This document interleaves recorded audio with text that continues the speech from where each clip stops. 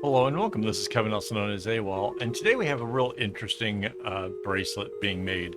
This is pattern 11604 over on friendshipbracelets.net, and the kumi, in case you're interested in, is 1101, also on friendshipbracelets.net.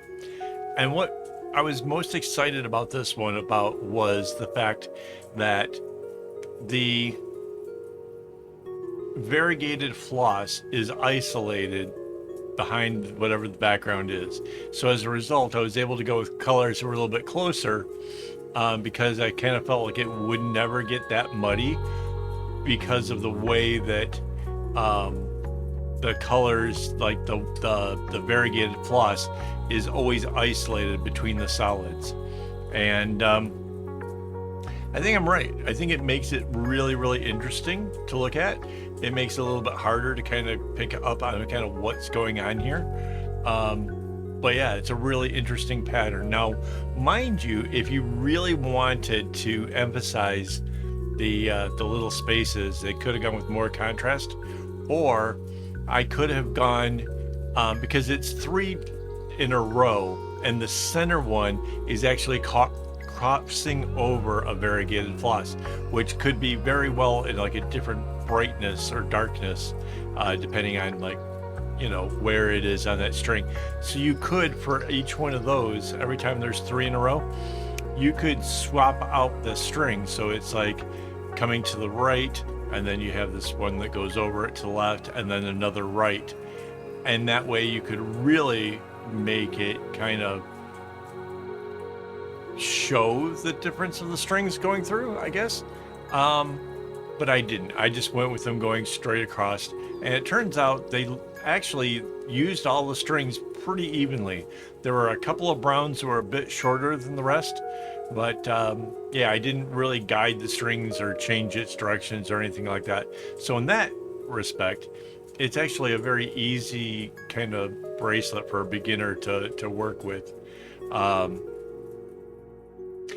it does like to try to curve at times, like towards the sides. So you'll see me kind of reach in there and just kind of give it a pull here and there to kind of reshape it, because you don't want to let it kind of get off kilter and then continue on that way, because you'll sort of bake that problem right into it.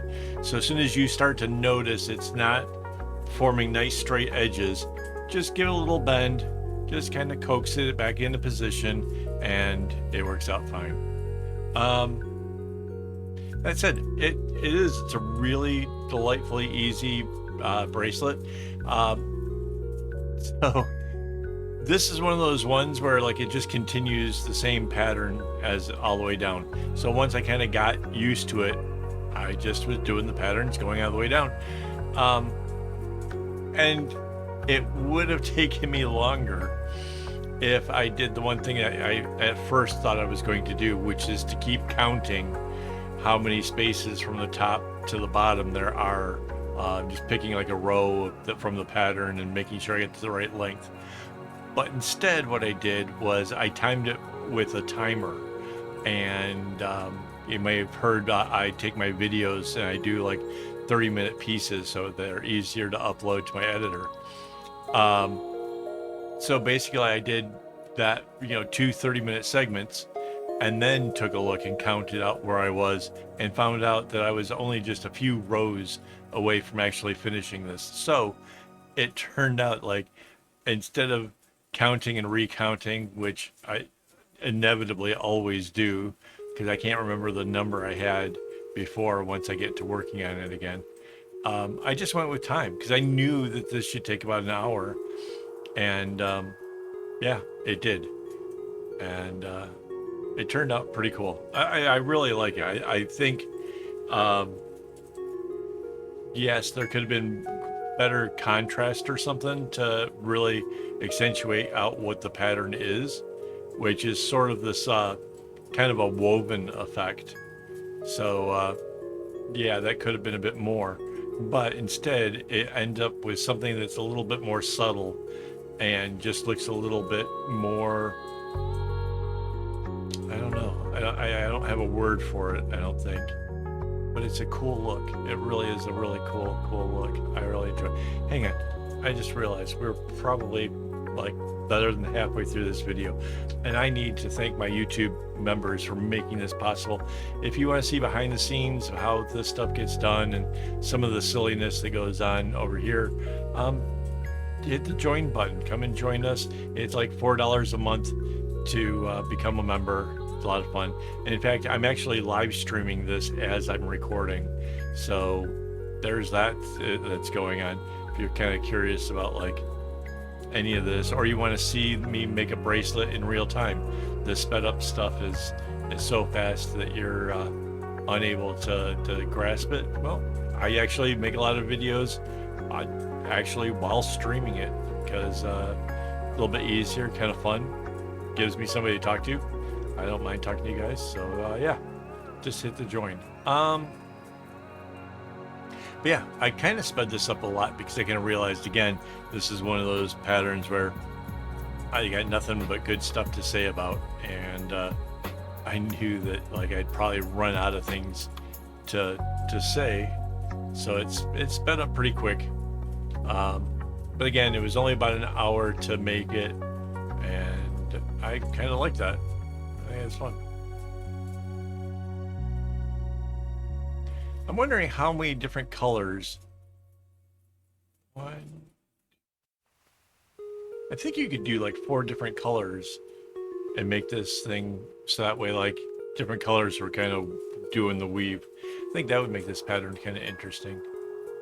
I might actually take down a note to try that later on. Yeah, might be worth a try. As you know me, I see something in a pattern or a design that I like, and then it's like, what else can we do with it? I've done a whole series of videos on a bracelet design that I thought was interesting, and then turned it into stuff. So yeah, this could happen.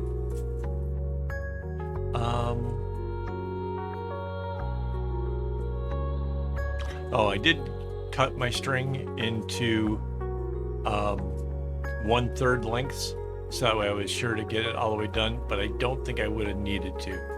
I think I could have maybe have gotten away with cutting it into 1/4 length. The only thing there is if you start to use one string more than another, you kind of have to like do the more advanced knots, the zigzags, in order to swap one string for another, and that makes it a lot less beginner friendly.